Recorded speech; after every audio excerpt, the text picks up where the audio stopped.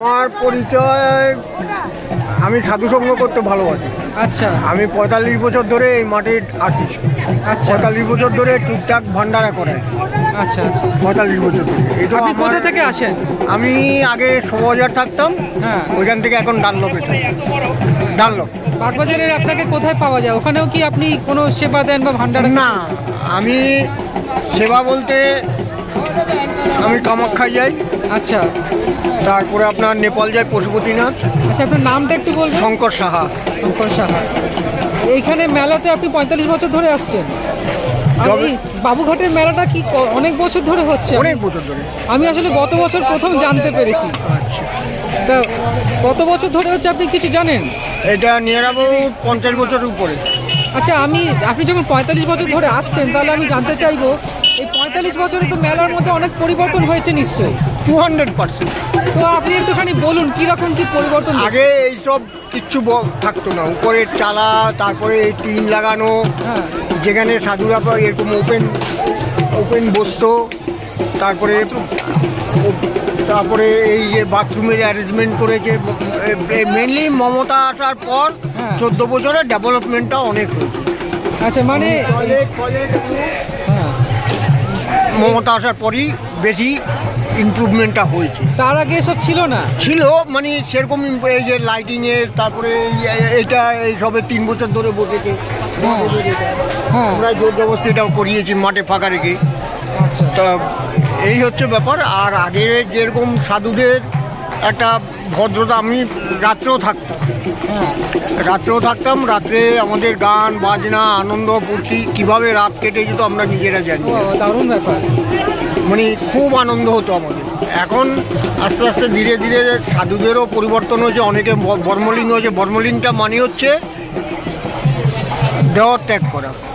আর কি করা? দেহত্যাগ আচ্ছা মানে মারা যাওয়া আর কি। আচ্ছা আর সাধু ভাষা বলে ওইটাকে বর্মলিং।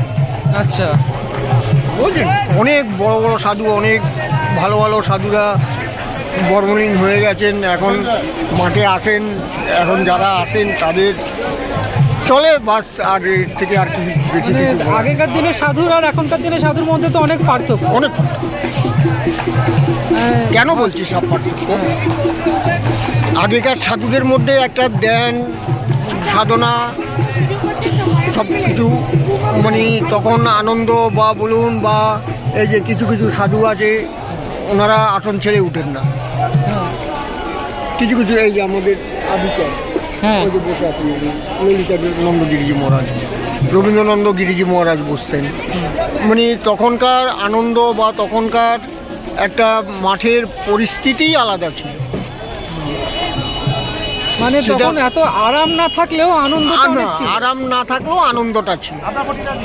তা আনন্দটা চলে গেল কেন? মানুষ পাল্টে গেছে বলে? পাল্টে গেছে না, আমাদের নীতিটা নিয়ম, মানে আমাদের চিন্তা ভাবনাটা অন্যরকম হয়ে গেছে আজকাল। সত্যি কথা বলতে, ফ্র্যাঙ্কলি বলছি আপনাকে, হ্যাঁ আজকাল লোকে কিছু মনে করবেন, আমি সবার কথা বলছি না, কিছু কিছু আছে যে ভান্ডারা করায় বা এ করায় কিছু প্রফিটের জন্য। একদম ফ্র্যাঙ্কলি বলছি আপনাকে, আমরা করি নিঃস্বার্থভাবে, আমার পকেটে পয়সা দিয়ে। আমার 40-50 জন, আমার 50-এর উপরে গ্রুপ আছে, মানে বোন জামাই, বোনেরা, নাতনি, এগুলো নিয়ে আমার সংসার। আর আরেকটা জিনিস হচ্ছে, সংসারে থেকেও সাধু সেবা করা যায়, সাধনা করা যায়। হ্যাঁ রামকৃষ্ণদেব তো সংসারেই থাকতেন। সংসারে থেকেও সব কিছু করা যায়। আজকে ঘর ছেড়ে দিলে, আপনাকে আমি একটা প্রশ্ন করছি, হ্যাঁ যেটা প্রশ্নটা হচ্ছে যে আপনি ধরুন নিজের সংসারই আপনি বুঝলেন না, হ্যাঁ তাহলে আপনি আদার্স লোকের প্রবলেমটা কি করে বুঝবেন? হ্যাঁ। ডোন্ট মাইন্ড, কিছু মনে করবেন না। হ্যাঁ ওই জন্য সংসারে থেকেও সাংসারিক জীবনটাকে উপভোগ করতে হয়, কিন্তু সেটাকে ত্যাগ করতে হয়। আচ্ছা ত্যাগ কেমন? আপনি ধরুন, যেমন অনেকে আছে, অনেকে হোমযজ্ঞ করেন, এ করেন। মেনলি একজন চাই ওই সময় যদি কারো, আমার বোনও যদি থাকে, যদি আমি ওই ধরনের কাজ করি, তাহলে আমার বোন সেই সময় আমার স্ত্রী হিসাবে বলবে। দ্যাট মিনস ভৈরবী। ও বুঝছেন কথাটা? এটার অনেক ব্যাখ্যা আছে, অনেক কিছু আছে। আর কিছু জানতে চান, কালকে আসুন, কালকে আমার অনেক, মানে ফুল গ্রুপ আসবে আমার। আচ্ছা মহিলার বেটা যে পুরুষ, নাতনি, ভাগ্নি, ভাই, আচ্ছা আমার ফ্যামিলি আছে, কিন্তু ফ্যামিলি বলতে মানে আমার ভাই, ভাইয়ের বুড়া আমার সঙ্গে ভালো সম্পর্ক, আমি যাতায়াত করি, সবই আমার সঙ্গে সম্পর্ক আছে, কিন্তু আমার চিন্তা ভাবনাটা, আমার থিঙ্কিংটা আলাদা। কথাটা বুঝতে পেরেছেন? মানে এই নয় যে আমি সংসারের কারোর সঙ্গে কোনো সম্পর্ক রাখবো না বা রাখবো না, তাতে হয় না। সংসার করেও সাধনা করা যায়। হ্যাঁ সেটাই, তবে সেটা বেশি কঠিন আমার মনে হয়। না, কঠিন নিজেকে মনে করলেও কঠিন। সাধনাটা আপনি ধ্যান আপনি 1 ঘন্টা, আপনাকে আমি উপদেশ দিচ্ছি না, কিছু মনে করবেন না। আমি আপনার কথাবার্তা আমার ভালো লাগলো বলে আপনাকে বলছি। আপনি 1 ঘন্টা সংসার থেকেও আপনি 1 ঘন্টা ঠাকুরের সামনে বসেন, মনটাকে কিন্তু এইটুকু জায়গার মধ্যে বেঁধে নিতে হবে। আপনি একাগ্রতা থাকতে হবে, সেটাই বলছি, মনটাকে এই জায়গায় বসিয়ে রাখতে হবে। আপনি বসে আপনি চারদিকে মাথা ঘামাবেন যে আমার এখানে অফিসে কাজ করতে যেতে হবে, এই আমার আচ্ছা ঠিক আছে, কালকে এসো, যত ভোর ভোর আমি আছি, আজকে মাঠে থাকবো, আজকে যাবো না। হ্যাঁ, ব্যাপার হচ্ছে সেটাই, নিজের একাগ্রতাটা থাকতে হবে। আর আপনি 3টে জিনিস আপনাকে ত্যাগ করতে হবে: কাম, ক্রোধ, লোভ। এইগুলোই হচ্ছে কঠিন এখনকার দিনে। না, এই যে যেমন আমার বোনের সঙ্গে, আমার নিজের বোন নেই, কিন্তু এরা সবাই আমার বোন, নাতনি, নাতি। কালকে এলে আপনি দেখতে পাবেন, যদি আমি এখানে চোখটা তুলে দেখি, এই দাদা রেগে গেছে, কিন্তু আর চিল্লামিল্লি করবে না, দাদা রেগে গেছে, আমাকে কিছু বলতে হয় না। বুঝলেন কথাটা? এটা হচ্ছে সম্মান, ভদ্রতা। ওই জন্য যে কোনো জিনিস করতে গেলে নিজেকেও কিছু ত্যাগ করতে হবে।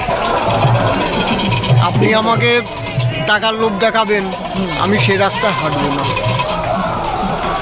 উনি যতক্ষণ যেটুকু আমাকে দেবে আমি সেটুকু নিয়ে চলবো। আজকে এই ভান্ডারা নিয়ে বোন আমাকে বললো, দাদা কী করবি? আলাম প্যান্ট, খারাপ কিছু মনে করবেন না, খুব বাজে ল্যাঙ্গুয়েজ বলছি আমি প্যান্ট খুলে যখন নেমেছি, প্যান্ট পরেই বেরোবো। দ্যাট মিনস কি বুঝতে পেরেছেন আপনি? বুঝেননি তো? মানে আমি খালি হাতে ঢুকছি, আচ্ছা, ভরা হাতে বেরোবো। আচ্ছা, এবার যদি বলেন ভরা হাত কোনটা? ভরা হাত হচ্ছে যত ভক্তরা আসবে, যত আছে, তাদের একটা আশীর্বাদ। আচ্ছা, হ্যাঁ, দ্যাট ইজ ভরা হাত। আচ্ছা। খালি হাত মানে কি? আমি খালি হাতে, উলঙ্গ মানে কি? আমি খালি হাতে মাঠে মানুষ তো জন্মায় উলঙ্গ হই না, আমি সেটা সে পারপাসে বলছি না। আমি খালি হাতে মাঠে ঢুকি। আচ্ছা, এই যে টাকা পয়সা খরচা বা খরচা, আমি কিন্তু এটা কোনো সময় মাথায় ঢুকাই না। কেন ঢুকাই না? আমি তার পরিবর্তে কি পাবো? আপনিও দেবেন না, আমিও দেবো না, দেবেন নি। কেন এই সময় ভান্ডারাটা করা হয়? ধরুন সে অনেকে অভুক্ত আছে, 3 দিন 4 দিন, ধরুন 2 দিন বা 1 দিন খেতে পারেনি, তারা যে এটুকু প্রসাদ খাবে, খাওয়ার পরে বলে আহ শান্তি হলো। এটা কত বড় আশীর্বাদ, কত বড় পাওনা, এটা অনেকেই ইমাজিন করে না। সেটাই, বুঝছেন কথাটা? এটা ইমাজিন করে না। আজকে আমরা 40-45 বছর, আমি কিন্তু এখানে কিছু পাওয়ার আশায় আসি না। আমি আসি একটা কারণ, যদি বলেন কেন আসেন আপনি, আমি আসি লোভে নয়, ভালোবাসা।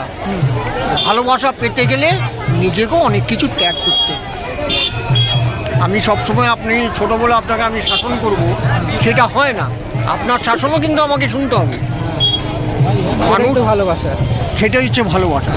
আপনাকে আমি সবসময় শাসন করে যাবো, এই এটা করবি না, ওটা করবি না, এটা কিন্তু ভালোবাসা নয়।